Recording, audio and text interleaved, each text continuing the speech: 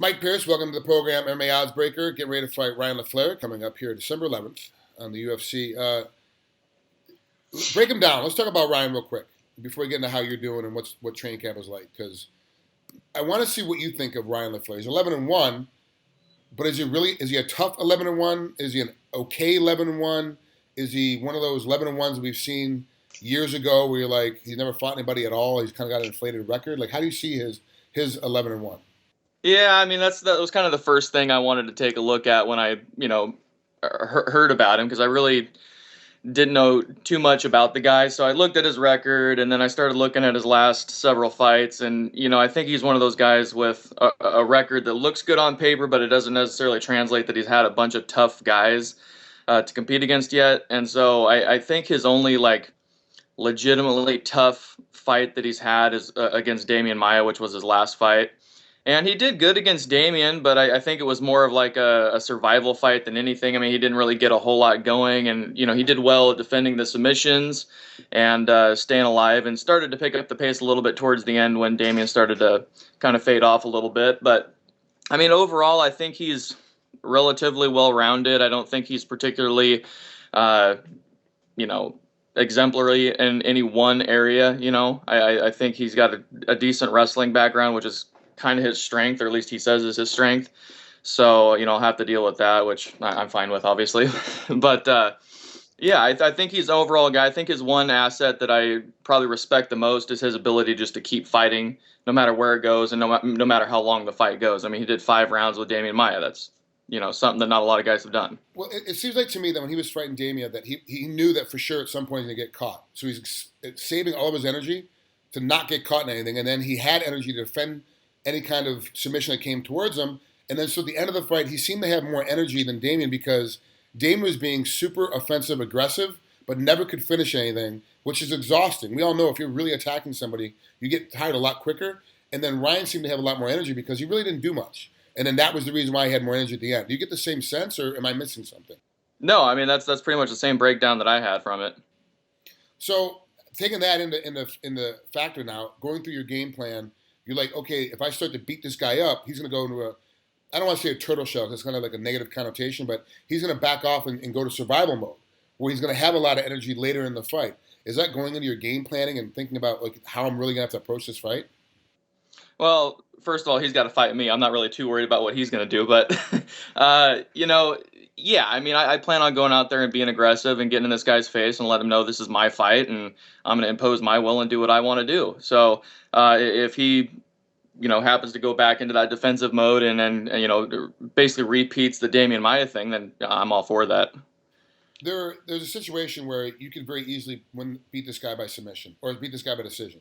But you don't want to just go out there and eke out a submission. And even though it's unanimous, you're not really eking out a decision if you beat somebody up the entire fight. But you want to get a finish. You want to kind of prove a point to this. Does it get frustrating sometimes later in the rounds? You're like, I know I can catch this guy, but he is legitimately running from me.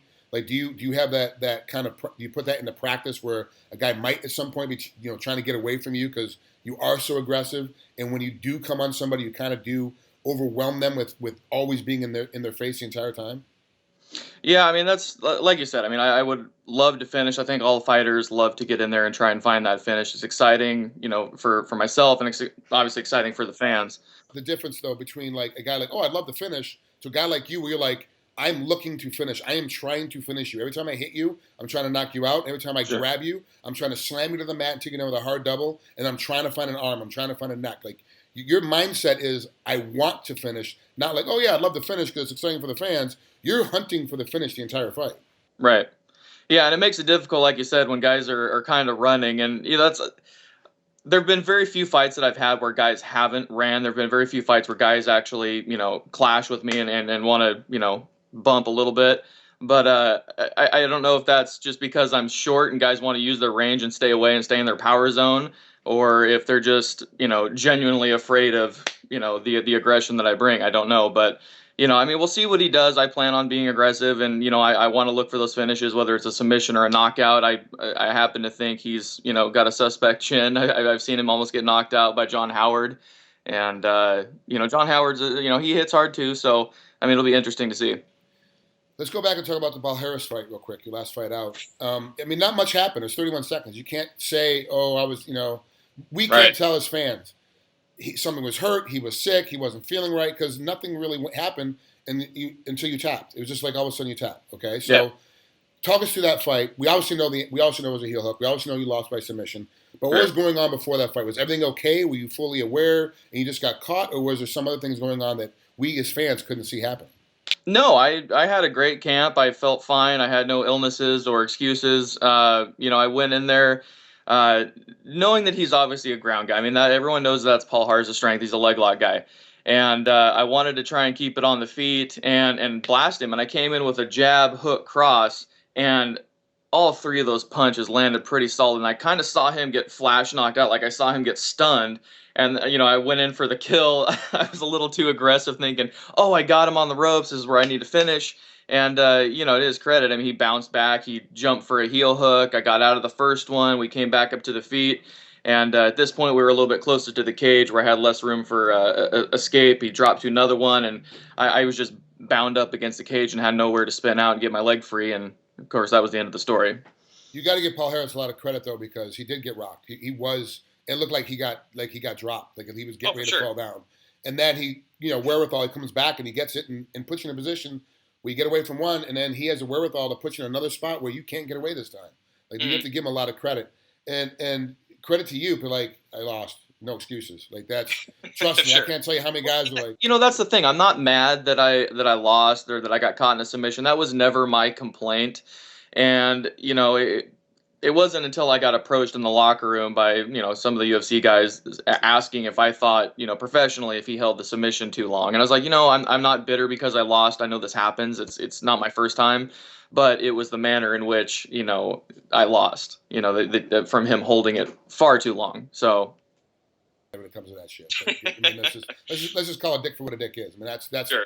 that's just unfortunate. That's the way he is, and he's got to get his shit figured out. Like he has to, or otherwise his game in the sport is going to be very short and very done. Like that's just how it's going to work because no one's going to want. I think pretty much there anyway, isn't it? He's on long-term suspension right now, but I think there's one more appeal, and it's just like, look, at this point you can't. There's no way. Like I mean, if I'm coaching you, and his name comes up, it comes up, and you never fought him before, and his name comes up, I'm like no. Like, Yeah. Like no, we're not going to do it because at some point he's probably going to hurt my athlete. And I don't want that to happen to my athlete. So no, and it's like guys like that kind of ruin the sport for the rest of us that want to fight and want to go out there and have a shot against a guy that's that good technically speaking. But then he's not smart at all. So Yeah, I mean, I count myself fortunate. I mean, there's guys where he's just completely ruined their careers and they haven't been able to do what they love anymore. And I didn't sustain nearly as much damage as some of those guys and was able to not have surgery and come back. And it only took a couple months to really rehab it and get back to normal. But that's not always the case when guys do stuff like that. So how is the knee? Like how is your body reacting? You said it only took a couple months for the rehab, but it's kind of when you get a knee injury, it kind of lags, it kind of nags on you a little bit even later. Honestly, I was kind of surprised because, when it first happened, I had popping in the knee, I had popping in the ankle. I, had never experienced anything like that before. It freaked me out. But I remember, like, immediately after it happened, the ref was like, just stay there. I was like, no, I got to get up on my feet and check this out. So I got up on my feet and was kind of moving around. I was like, well, it's still moving, but, I got all this adrenaline going. Maybe, it's going to show its true face after the fight at some point. And, I went and got it MRI'd. Both my knee and my ankle, and I had basically a pretty severe sprain in the knee and an almost completely torn tendon, they said, somewhere in the ankle. But he said, with the structural integrity that I had and the strength in it and the stability, that I just needed to be nice to it and not do anything stupid, no, rolling around doing leg locks, just, simple stuff to kind of baby it and rehab it back to normal. And like I said, it took about a couple months, and oddly enough, I actually gained a little bit of more flexibility in the knee than I had in the past, which was kind of weird. So, yeah, I mean, the knee's feeling great, and, that's just old news now. Good for you. I'm glad things are back, and I'm excited about this fight. I'm trying to actually get back in. I'm in Hawaii right now, and I'm trying to get back in time to watch the fights. Because, yours fight's the 11th, and there's another fight the 12th. I'm trying to get back for both fights. It's going to be stacked that week. It's an incredible week to be in Vegas, for sure.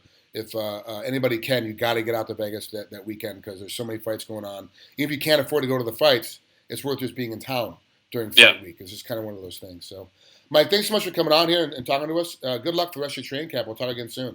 All right, thanks, buddy. Appreciate it.